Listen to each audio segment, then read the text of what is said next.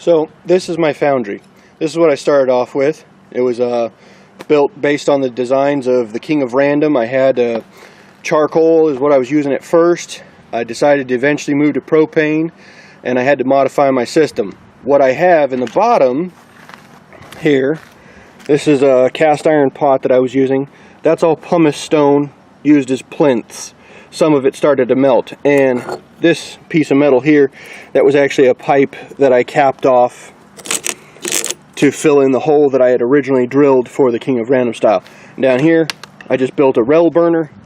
Watched a video for that from I think it's called RL Rob was the gentleman's name. Very good video. But I got a quick release, I got a ball valve and a needle valve. I didn't have the needle valve at first, I just had the ball valve. Use the exact and correct fittings because my quick release will eventually, the O-ring will give out because it's rated for air, not for propane. And what will happen is, if there gets to be a draft, it'll blow the flame back here, and if this is leaking propane, then it'll actually ignite this and you have to hit the ball valve. Always be as safe as you can. I'm kind of an idiot, so that's what I did. Don't do that. There's my propane tank over there.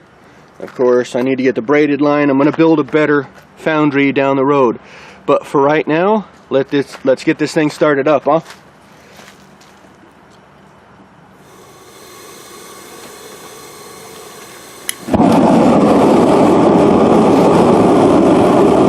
Okay. I used to have a lid. It melted away. I mean, broke after several heats and everything else like that. I've accidentally melted steel with this thing. It's not a bad little setup, but it could be improved.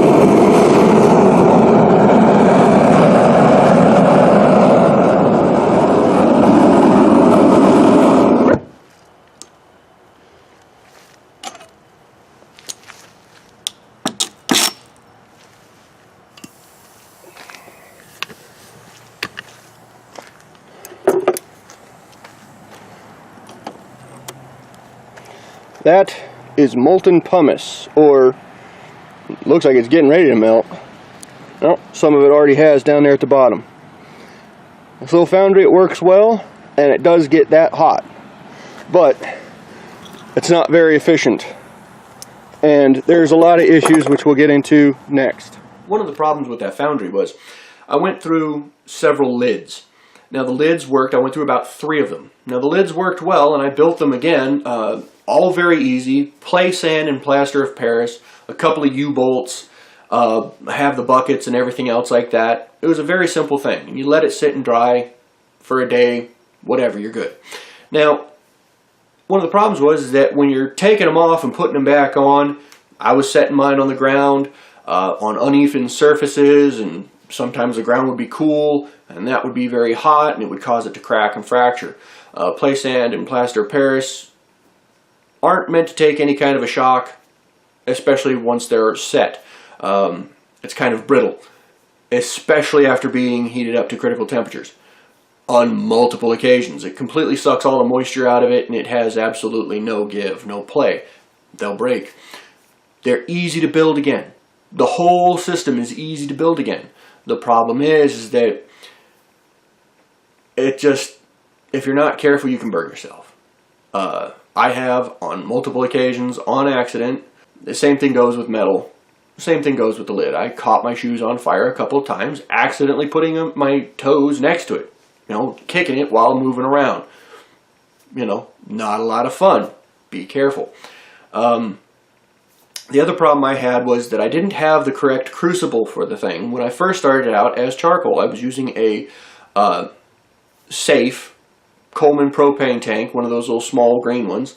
I filled it up with water, emptied it out, popped a hole in it, emptied it out completely first, and then removed the little nozzle, filled it up, you know, made sure there was no residue in there, no leftover gas. Made sure it was safe, cut the top off, poked a couple of holes, and used a set of barbecue tongs. I bent the ends and stuck them in the holes to pull it in and out of the Foundry. It worked. It took up a little more space than I had intended for, and it became a problem. So that's when I decided to go to propane. I didn't have to worry about packing stuff in around it. And I accidentally, after firing up my propane Foundry, I should say, I melted it. A friend of mine built me a new crucible out of 1/4-inch steel, and I melted that one too. Hole clean through the side. Didn't have any kind of a plinth. The thing wasn't angled right. The burner wasn't angled right. It was causing all kinds of problems. Direct heat on the side of it. Completely melted it. First use. Kind of made a mistake there. Eventually I put in some pumice down there at the bottom, and then I took that cast iron one and I put it above it. It helped. It was useful. And I still had a lid at the time, and I put it on, and I was actually able to get quite a few ingots out of that. And it worked. It's not one of those things that's going to work for a very long period of time, because that cast iron one, it's starting to scale, it's starting to flake from excessive heats and cools. I couldn't control the temperature very well. I plan on building a proper Foundry down the road. I've seen several designs that I really like, and I'm going to have to take some time to purchase the correct materials. If you're going to do it right. Start off. If you want to start off with the Foundry. If you're interested in the Foundry. The charcoal design, simple. Now, the thing is that it didn't cost as little starting up as what I initially heard. I had to purchase the drill. I had to purchase the whole hog. I had to purchase all the tools and everything else like that, and all the materials. Now, in my area, because I didn't have any equipment or anything, it ended up costing quite a bit.